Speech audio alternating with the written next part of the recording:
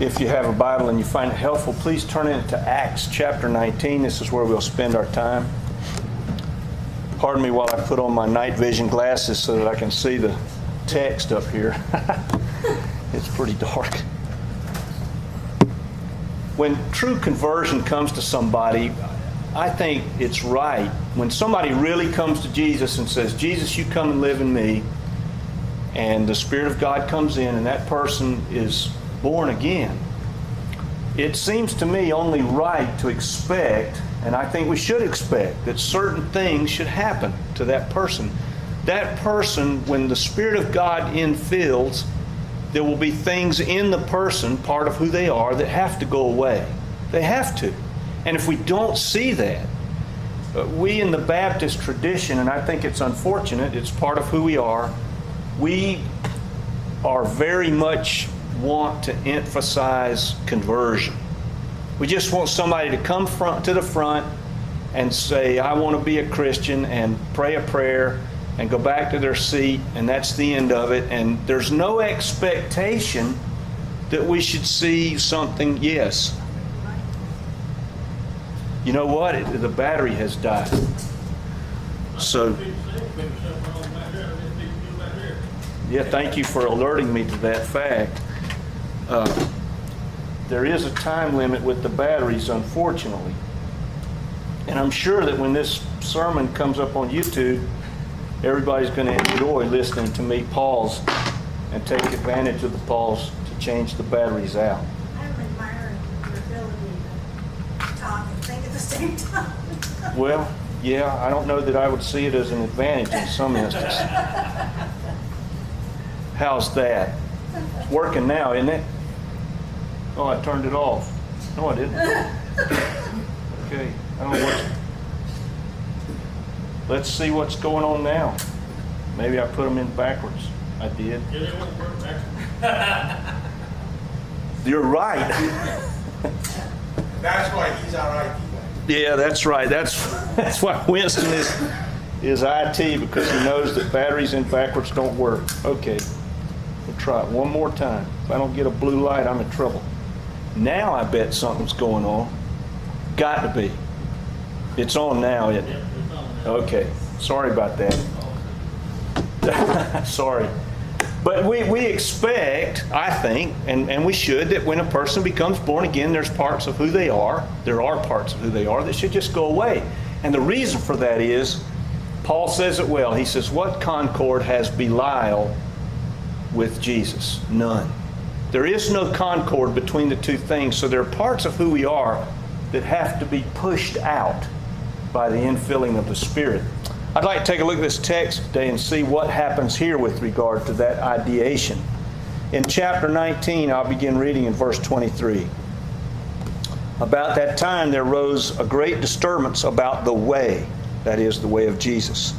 A silversmith named Demetrius, who made silver shrines of Artemis or Diana, depending upon whether you're Greek or Roman, brought in no little business for the craftspeople. He called them together along with all of the workers in the related trades and said, you know we receive a good income from this business, and you see and hear how this fellow Paul has convinced and led astray large numbers of people here in Ephesus and in practically the whole province of Asia. He says that man-made gods are no gods at all. There's a danger not only that our trade will lose its good name, but also that the temple of the great goddess Artemis will be discredited, and the goddess herself, who is worshipped throughout the province of Asia and the world. She will be robbed of her divine majesty. When the people heard this, they were furious and began to shout, great is Artemis of the Ephesians.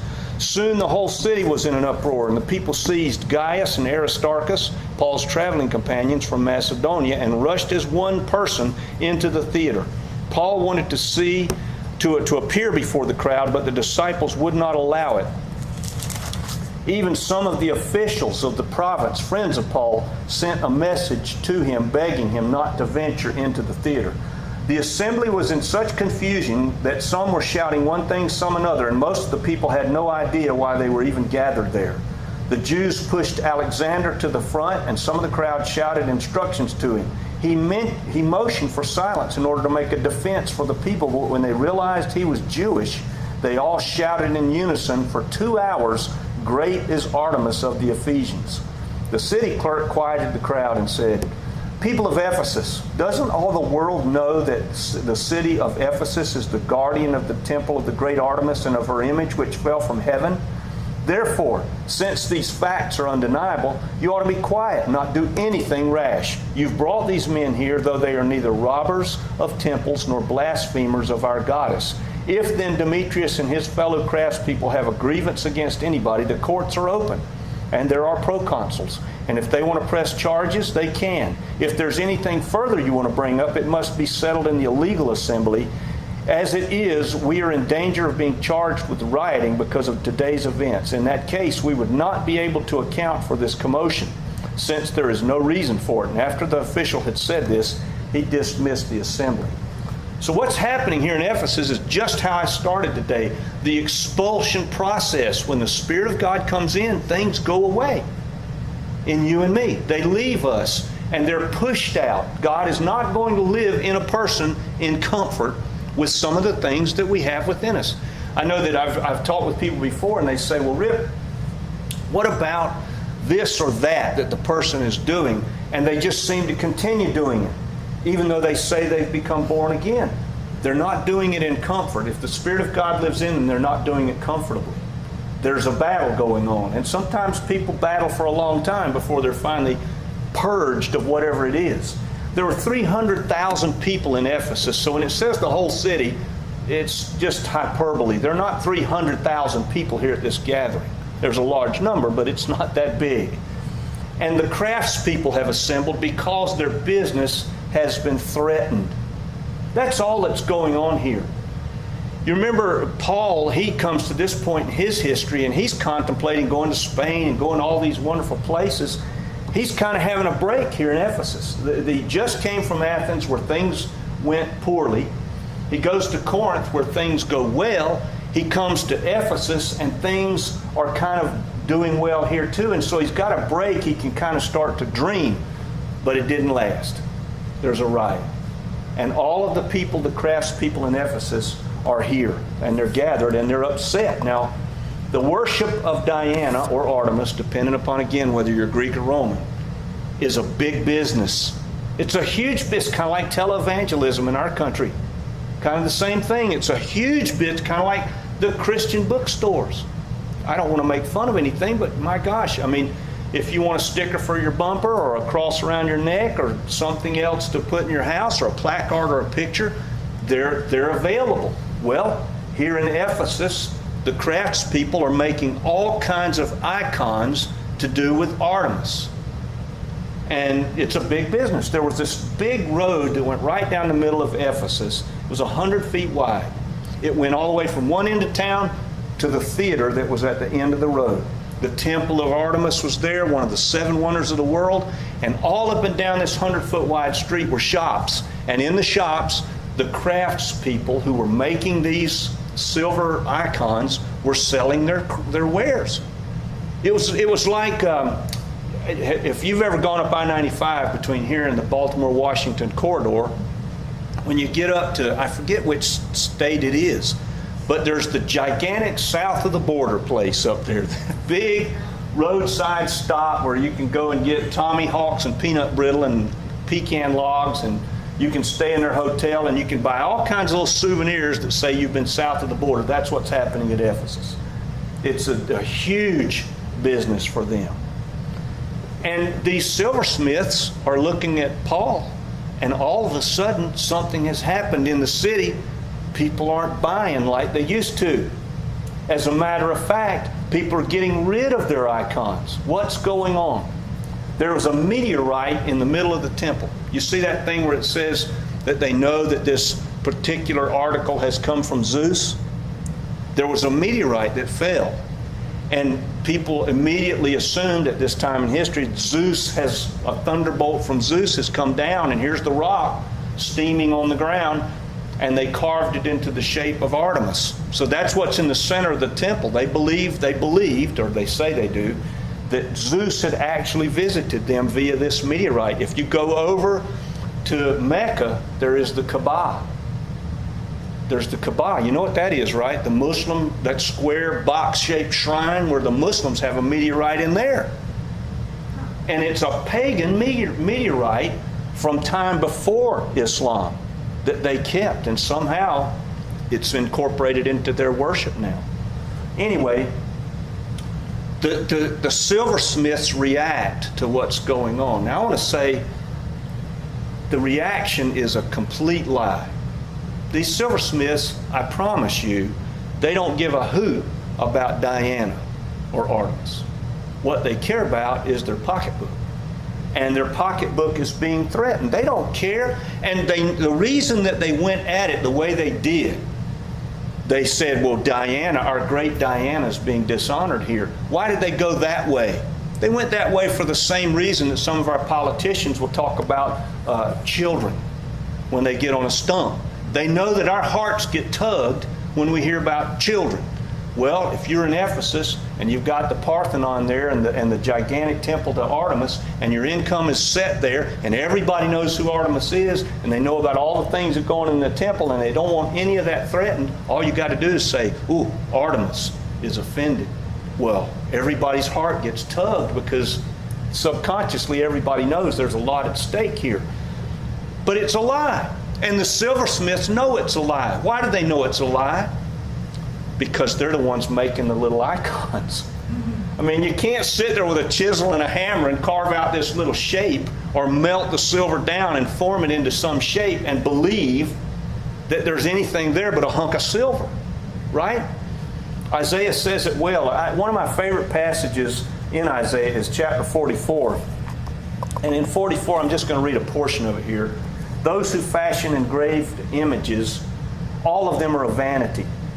And the things that they delight in will not profit, as their own witnesses don't see or know that they would be put to shame, because who has fashioned a god or molten an image that is profitable for nothing? In other words, the people know that this is just a hunk of metal or stone or wood or whatever it is. They know that there's nothing to it. They're simply coming at this. Let's pull religion into this and get everybody foamed up so that we protect our livelihood. And that's the end of it for them. I just find self-deception is the worst deception of all, isn't it? Because how do you talk anybody out of what they themselves believe? You can't. And these guys, these silversmiths, are just like union thugs. They are. I mean, what they're doing here is they create a mob to protect what? Their own income. They don't care about the temple. They don't care about Diana. They don't care about any of this. Now, the mob can't find Paul. So what do? They find Gaius and Aristarchus, and they drag them into it. Paul's who they're after. This person, Paul, remember what they said. This guy, Paul, has ruined our business here. Nobody thinks that our icons we're carving are gods anymore. So they don't get a hold of Paul. They drag whoever they can grab, and they take them down to the theater. That's the place at the end of the street. What they did in the theater was, when they were going to punish criminals, this is one of the effects of the Roman Empire. Rome, they enjoyed a good, bloody show. They did.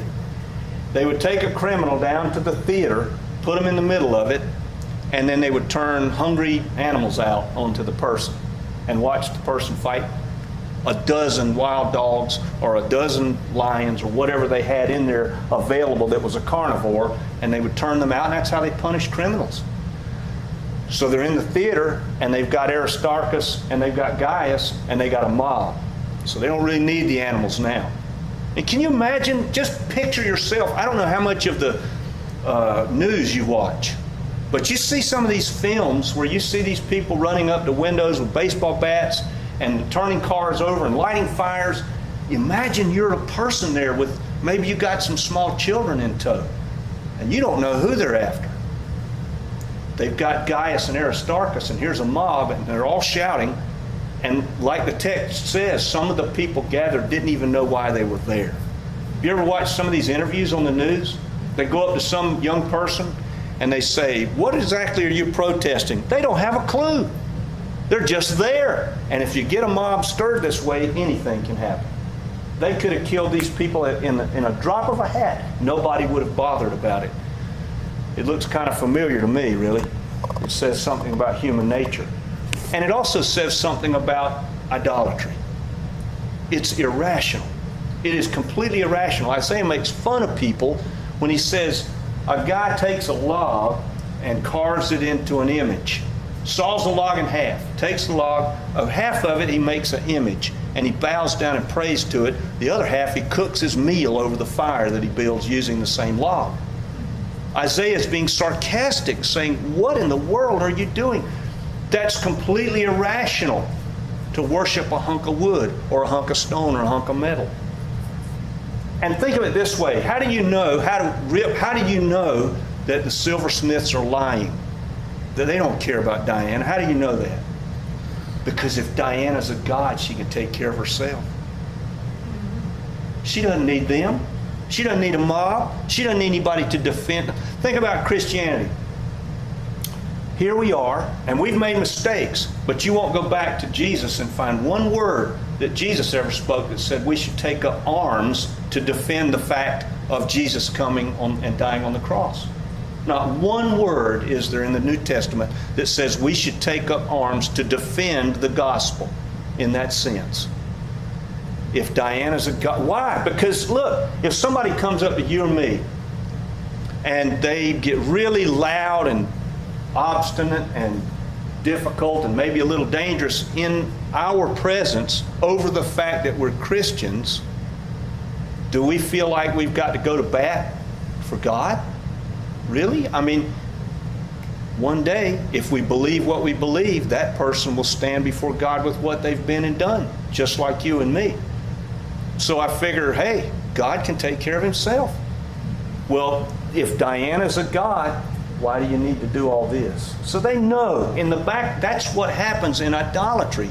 That's one of the reasons why, and I say this, maybe I shouldn't. One of the reasons that Islam is the way it is with regard to all the militarism, it's false. It's false. If all that Islam says about Allah is true, you shouldn't have to hold it over people with a threat of death to make them believe it. Right? You won't find anything in Jesus saying anything like that. So these people know, the silversmiths know this is a lie. But they have to defend it because why? It's our income. It's how we make our living. The public officer shows up, and thank goodness for him. I'm going to say he's an instrument of God here because the public officer knows, and it's not for reasons of religion. He does the same thing as a smooth politician would. Oh, we all know about the glory of Diana and her temple. You should all calm down because the glory of Diana and the temple is a known thing to everybody here. These people have done nothing wrong. Why does he do that? Does he care about Paul? Does he care about Gaius or Aristarchus or Alexander? No. Does he care about Jesus or the way? No. I'll tell you why he does it. He knows that if Rome gets wind of the fact that there's a riot, they're going to send the garrison.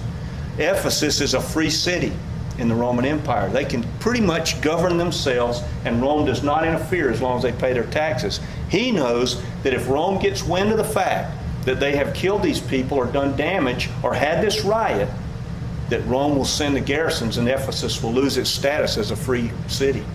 He knows all of that, so he's going to do what he can to stop it. He's pragmatic. He's not foamed up with Diana zeal. He's not got bumper stickers on his chariot saying, "Praise Diana." He doesn't care about any of that. He's just there because he wants to make sure that the garrisons don't show up. Ephesus would lose that great prestige as a free city, and in the Roman Empire, that was a big deal. So what has happened? God has harnessed the machinery of government to save Paul, Aristarchus, Gaius, and Alexander. That's what he's done. He's harnessed the government to do this very thing. Paul wanted to step in, and they said, "You don't want to go in there." That was again something God was doing. Why? Because it'd be all too easy to kill Paul, but these other guys, they're kind of on the side. They're not really Paul. Paul's who we want. So they're not so quick to kill these other guys because these guys aren't the ones that are necessarily responsible for what's going on. Paul's the guy. God's working here. God's doing things here. harder to punish people who are just kind of on the sidelines. And this event happened throughout the history of the church up until this very day.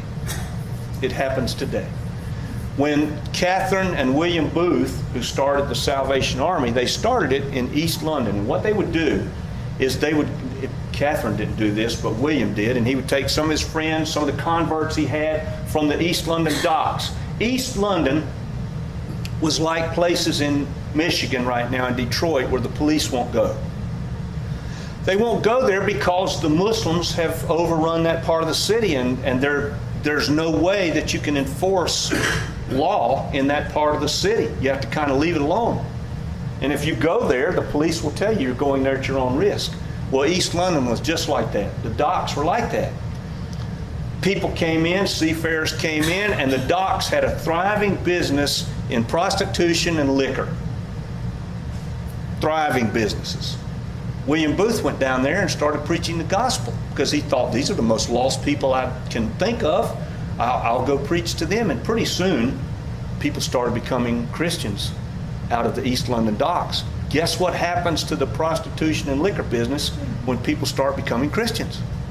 So the owners of the stores, the liquor houses and the brothels, got together and they formed something they called the Skeleton Army. And there were a lot of William Booth's followers, born-again followers of Jesus, who were killed on the East London dock. And you could disappear at East London without anybody knowing. Knock you out, tie something to your leg, throw you in the water. That's it.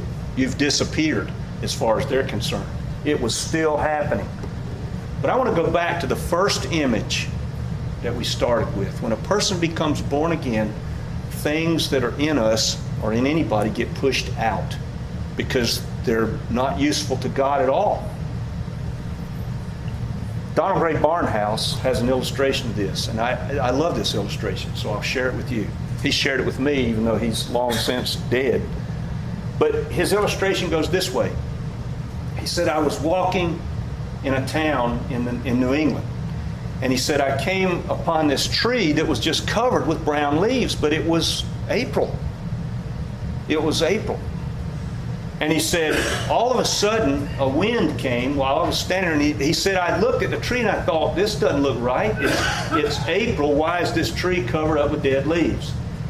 And the wind came, and he said within 10 minutes the tree was stripped. He said, he went to somebody and said, how does this happen? What's going on? They explained it. They said, when the tree sap starts to rise, all of the little limbs that hold the leaves, the little tiny ones that are out on the ends of the limbs, the sap comes up and it pumps all of that sap into these little limbs and it pushes the dead leaves off. That is exactly what happens to us. The Spirit of God comes in. He fills us up and He pushes the dead stuff out. And sometimes it kind of hurts. Sometimes some of that dead stuff we really like. But God takes us on this journey from the time we say yes to Jesus until we leave this world. He continues to push those things out. I would say for all of us in this room, it's something that we should look to and welcome and ask God what things we have in us that still need to be pushed out.